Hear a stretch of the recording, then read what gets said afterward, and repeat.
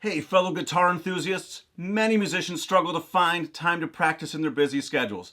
That's why it's essential to know what skills can be honed away from the guitar.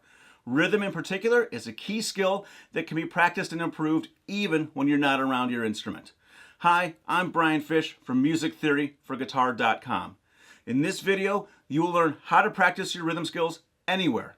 The video includes an excerpt from my conversation with Simon Candy from AcousticGuitarLessonsOnline.com.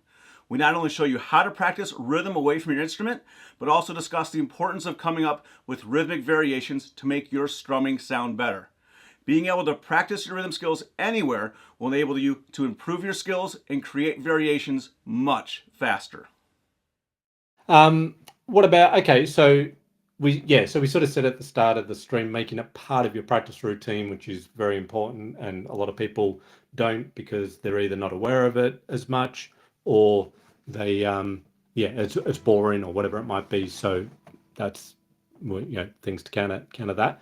So count before you play it, be able to counter. What about number 3, Brian? What's another approach we can take when wanting to improve our rhythm? Well, we said make it part of your practice routine, but you don't even need to do that because the rhythm is something you can practice anywhere. Yes. So if you're taking like public transportation on the way to work, sit there and work on your rhythm while you're sitting on the bus or on the train. Okay. Don't recommend doing this if you're driving. So, but once you get to the office, if you can get away with it, practice your rhythm a little bit while you're in front of your computer. Yes. Doing your work. You can practice rhythm anywhere. Probably have to be a little bit subtle if you're doing it in an office because you don't want to be clapping really loud and distracting everybody else. But you can absolutely be counting and clapping and do something as simple as this. I'm just barely touching my finger to my thumb, but I'm feeling a pulse in doing that. And I'm not disrupting everyone else around me. So there's all kinds of little things that you can do throughout your day where you're thinking rhythm. Even when you're listening to music, listen on a deeper level. Try to pick one instrument.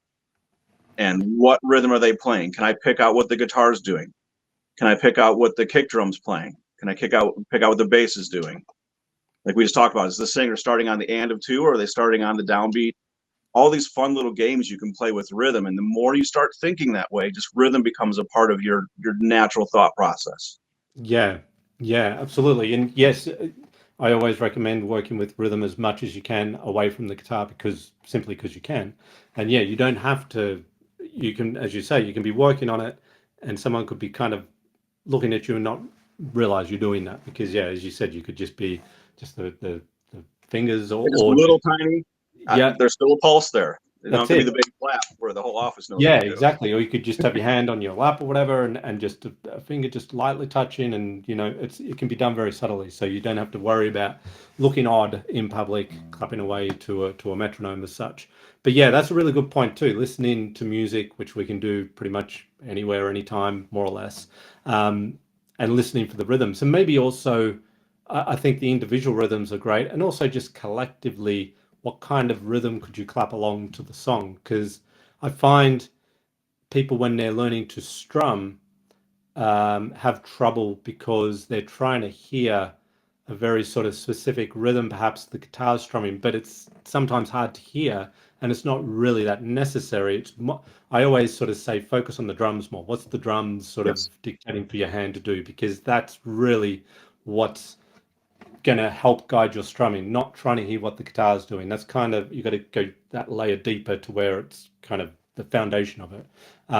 So there's lots of different rhythms you could strum to a song in time and be in the groove. Lots of little nuances. So I find, if you can just hear a song and tap out some rhythms that might not be specific to an instrument but still fits in the flow of the song, that's a really great thing to do too. Yeah, no, you want to. Most things I play, I call in the style of. Okay, the song has either like a quarter note, eighth note bass to it, and honestly, anything with a combination of those notes you can make sound good in most situations. Yes. Or is it a 16th note bass of the song? There's so much we can play off of that, and still have everyone in the room believe that we're playing exactly like the recording. Yeah. As a guitar player, we're given so much space, and everyone worries about what is the exact strum that this person's playing. Yeah. And especially if you're reading like tablature, sometimes the guy's honestly improvising his part as he's playing and playing variations on the 16th note. Yep. And I also see so many people get hung up on, why is measure 2 different than measure 1? Yes. Well, which one do you like better? Or do you want to play option 3, which is something you wrote that you think fits really good? Yeah. And it's okay to be, I mean, rhythm's a very creative thing. You can do a lot with rhythm to spice up a song and make it so it's fun for you to play. Yeah, and too many people, I mean, in the beginning, you do want to have one rhythm. How long can I keep this rhythm going? Yes. Especially if you haven't done things for a while. But then once you've done that in the same song, do a slight variation of that rhythm, and then another slight variation. And before you know it, the overall feel of the song, you can keep it going for a long time. But you can sit there and have some fun and really play off of what the other instruments, or if it's just a singer, you can start having a musical conversation with just playing with the rhythm. Yes. Yeah, you make a good point with the strumming there. I think, the majority of strumming, and I know this is not just about strumming here today, but obviously strumming is really more percussive than anything. And yeah, 16ths and 8ths will cover most strumming situations. So if you can get that sort of motor going to either 4 to a beat or 2 to a beat, you can do anything really, as long as you it's more about the accenting and the feel than the exact rhythm that you're doing. So, learning strumming patterns is a great sort of starting point, but it can sound a little mechanical if you just play the same strumming pattern exactly every bar. It's, as you say, it's more nuanced than that. Yeah, and again, and if you're just starting with rhythm, that's a great way to start. Yes, just absolutely. How consistent can I get something? And once the answer is I can play this really consistently, then you want to move away from that. Not that you're never going to use it again, but you just want to start adding more and more options. So yeah, yes, not just stop at learning that pattern and then thinking that's the way you got to do it all the time. If you want to learn the best way to improve your rhythm skills, I recommend you check out my free video guide, 6 easy steps to learn and play any rhythm with perfect timing.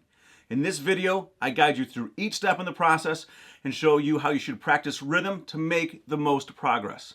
Click on the link below this video to get your free copy today.